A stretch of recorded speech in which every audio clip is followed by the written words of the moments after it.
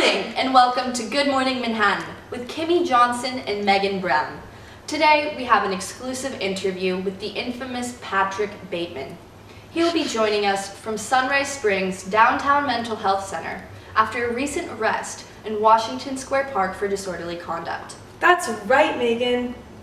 Bateman has a long history as a prominent specialist in mergers and acquisitions at Pierce & Pierce investment firm on Wall Street.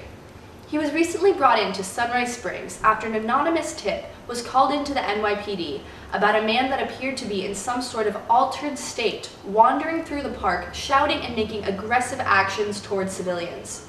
NYPD thought he posed a threat to the safety of the public and brought him into a temporary holding cell. He has now been transferred to Sunrise for further testing and evaluation of his mental state. Now here's Bateman live from Sunrise Springs' main mental health facility. Hello, Kimmy. Thank you for inviting me to speak today. So glad you could join us. So tell us, Mr. Bateman, what is it like living in New York? Living in the city is really the dream. I work in one of the best investment firms in the city, and I'm invited to all the most exclusive clubs and restaurants. Have you ever been to Barcadia? The Chadreau ravioli with apple compote and the meatloaf with chev are to die for. I get the hottest girls. If they have a great personality and they're not great looking, who fucking cares? The only girls with good personalities who are smart, or maybe funny, or halfway intelligent or talented, are ugly chicks, and everyone knows it. Did you know Tom Cruise lives in my building? Anyways, I'm living the life. Mr. Bateman, you say you're living your life, but aren't you currently in a mental health institution? The viewers are dying to know. That's really none of your business. Let's move on. All right, well, you seem like a busy man. Who do you spend most of your time with?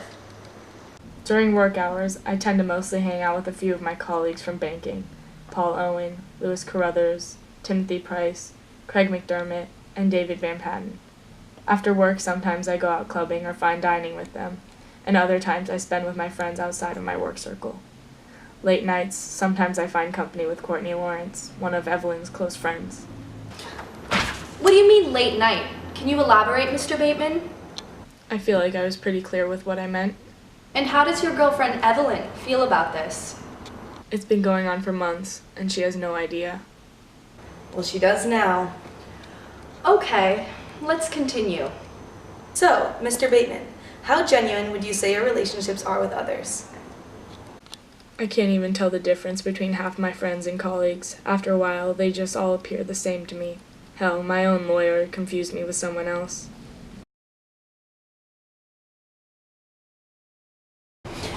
Evelyn, a few quick questions before you enter your apartment? Sure. How was your relationship with Patrick Bateman? He's super rich. Did Patrick ever act strange around you? No, not really. Everything usually seemed normal. I mean, sometimes he would talk about killing people and stuff, but I always just thought it was kind of a joke. Oh, wow. So you never thought that could be a serious issue? Did you ever feel unsafe?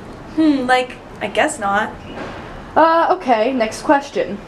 Is there anything about your experience with Bateman that could have led you to believe he could possibly have some sort of mental illness? Well, I would have said no, but I guess, when I look back now, then yeah, there's definitely a chance.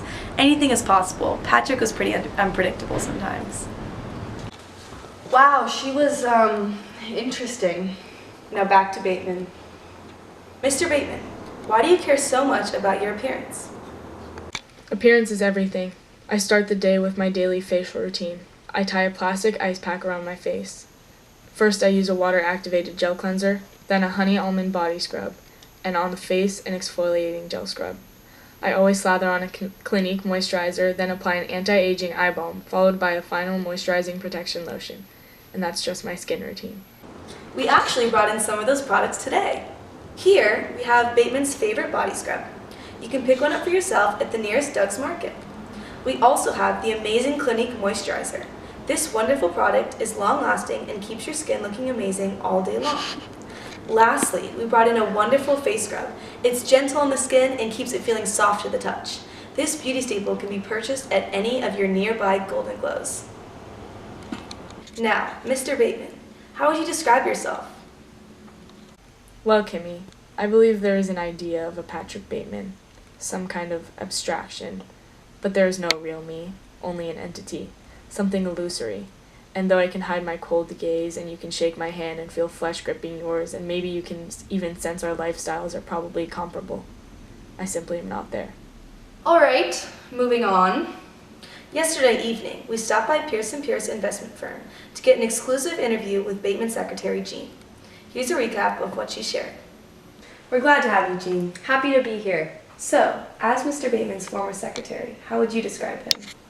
Mr. Bateman is a very honest man. If he didn't like something, he would make sure you knew it, especially your outfit. He's also very hard to read. I never really knew if he liked me or not, but I liked him. Did you ever notice anything off about his interaction with his coworkers? What can I say? Mr. Bateman was really hard to read. I honestly never knew if he liked me or not. Thanks, Jean. Now back to Bateman. Now, Mr. Bateman, what do you usually enjoy doing outside of your work? I'm into, murders and executions mostly. It depends. What do you mean? You kill people? Well, if you would really like to know. Oh, Mr. Bateman, you're so funny. No, I'm serious. I just killed someone out in Central Park yesterday. The kid was wearing blue jeans. Cheap, I could tell. And a striped long-sleeve crew neck from a thrift store. I slit his throat. I remember the blood spilling down his neck and his lifeless eyes staring back into mine. Mr. Bateman, what day did you say that was? May 6th.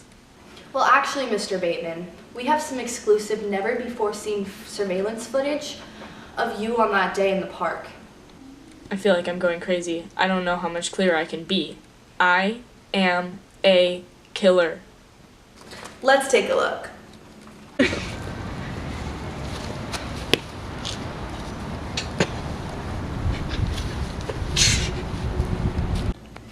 So, what were you doing here, Mr. Bateman? No, that's not what happened. I know. I killed them. I remember it. I'm a killer. I've killed over a dozen people, strangled, skinned, stabbed, shot them. You name it. Mr. Bateman, have you ever considered that you might have a mental illness?